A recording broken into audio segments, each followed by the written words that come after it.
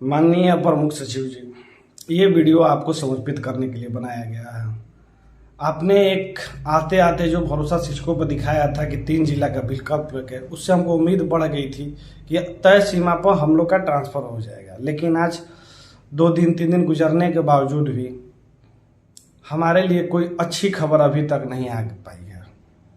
कम से कम विभाग को स्पष्ट कर देना चाहिए कि क्या शिक्षक और इंतजार करना पड़ेगा या कितना दिन इंतजार करना पड़ेगा, क्योंकि शिक्षक महीनों से इंतजार कर रहे हैं अपने ट्रांसफर के लिए।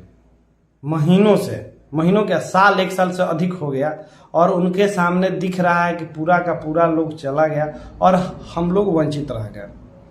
आपसे बहुत ज़्यादा उम्मीदें हैं शिक्षकों को, क्योंकि जैसे ही आपने तुरंत एक्शन लिया था 3 जिला को लेकर, उसी तरह से सबको लगा था कि नहीं तुरंत जल्दी हो जाएगा और हम लोग नवरात्र से पहले चले जाएंगे। अब नवरात्रि आने में 3 से 4 दिन बचा हुआ है।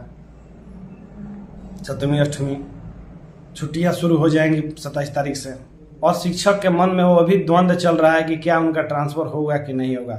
इसी तरीके से आज से कुछ महीने पहले एक सपना दिखाया गया था, गर्मी की छुट्टी में जाइएगा तो आपको नया विद्यालय मिलेगा। तो वही फिर हम लोग के साथ ना हो जाए, शिक्षक खुद ठगा हुआ महसूस ना करे पुनः।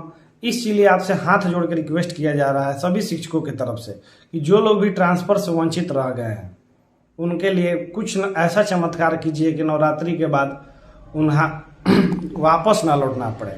हम समझते हैं कि बहुत सारे ऐसे ग्रामीण क्षेत्रों हैं जहां शिक्षकों की कमी है। आप TRE 4 की बहाली निकाल रहे हैं तो वहां उनकी पदस्थापना हो सकती है। जो पहले से आप भयभीत हैं उनको बीच में छोड़ दिया गया। जो 1,90,000 आवेदन थे उसका पता नहीं आज कहाँ गया, नया आवेदन दिया गया।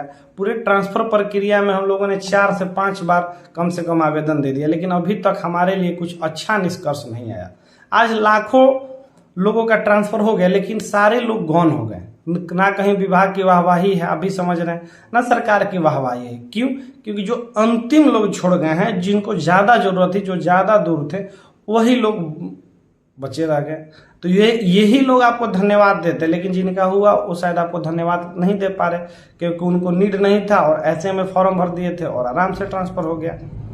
और आज भी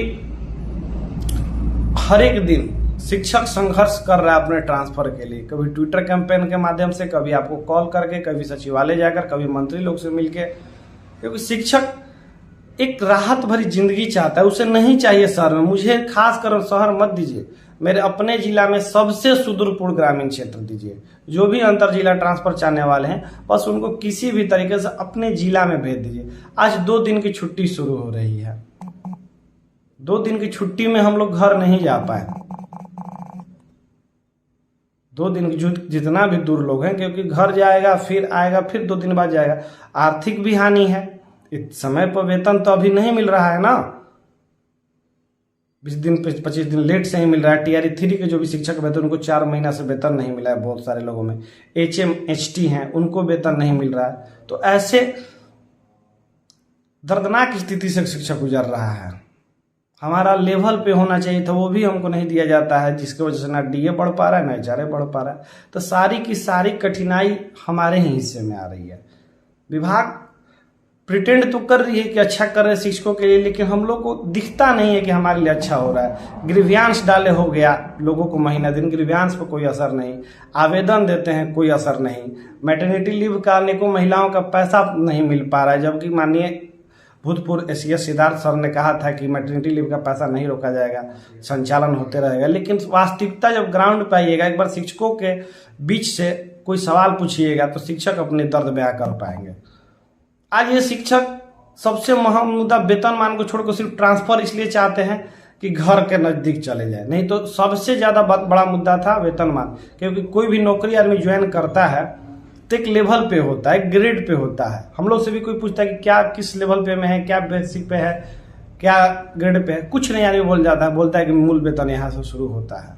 क्या हमारे साथ अन्याय यहाँ नहीं हो रहा है? बिहार के तमाम कर्मचारियों का एक लेवल पे हो जाता है, सबको वेतन बढ़े, हम लोग के कुछ नहीं। तो इस वजह से शिक्षक अभी भी अपने आप को ठगा हुआ महसूस करते हैं। क्या इस बार भी इनके हाथ में कुछ नहीं आएगा?